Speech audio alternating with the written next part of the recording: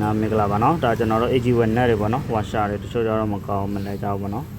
ဒါကျွန်တော်ဒီလိုချင်းနေဆိုလဲပေးပါပြီးတော့ကျွန်တော်တို့ original ဝါရှာထည့်ပါနော်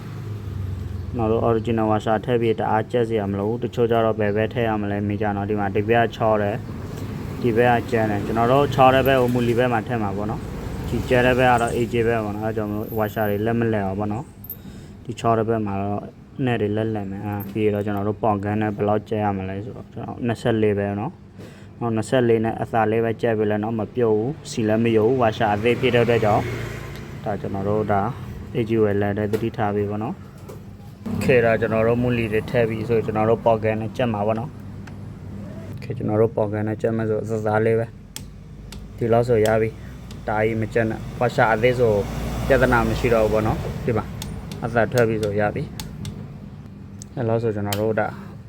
ဝါရှာအသေးလဲရဲကြောစီယိုမှလည်းမကြောက်ရဘူးမူလီအရစ်ပြုတ်မှလည်းကျွန်တော်လောကကြောက်စရာမလိုဘူးပေါ့နော်